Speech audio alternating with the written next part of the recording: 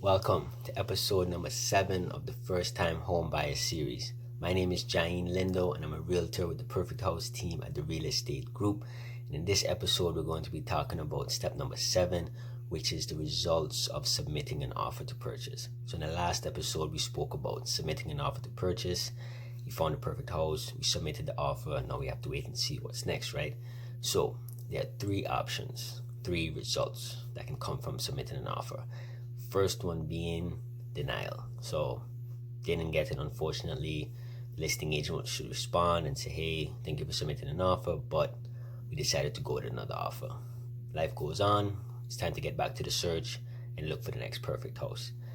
Second option is counter offer. So let's say they like the offer, but there's 1 or 2 things that they may not have liked and they want to counter. So maybe it's the purchase price. So let's say we submitted an offer at asking price and then they decided, you know what, actually we want 2,000 more for asking price. So we have an option to say we'll accept it, we'll reject it, or we can counter back and say, no, we're not going to do 2,000, but we'll meet you halfway. We'll do 1,000 more above asking price.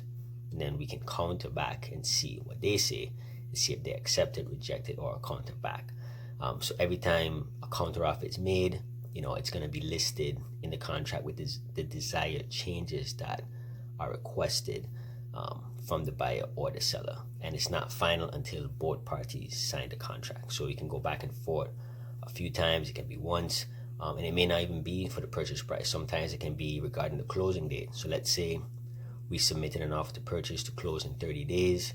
And then they see that and say, whoa, we need 2 months actually because, maybe they have kids that are still in school and they want to wait until a certain date to make that move. Or maybe, their employer, they have to finish up projects at work before they move out of town or, before they, take time off from work for the move.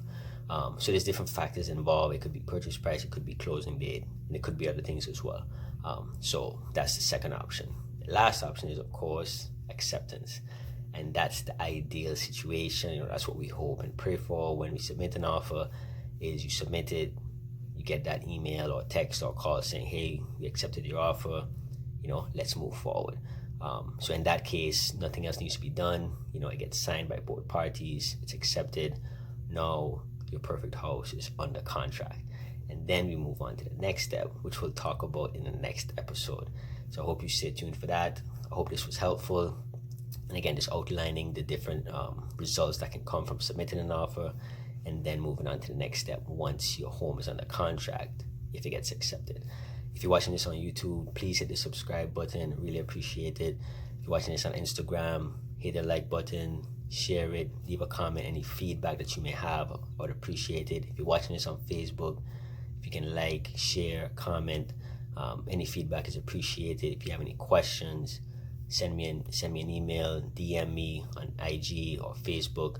I would love to answer those questions for you. If you know someone or you are someone that's looking to buy your first home or your second home, whatever it may be, or you're looking to list a home, you're looking to sell, either way, just please feel free to reach out. I would love to be a resource for you. Send me a DM or email and I would love to help. Again, thank you for your time. Stay tuned for the next episode.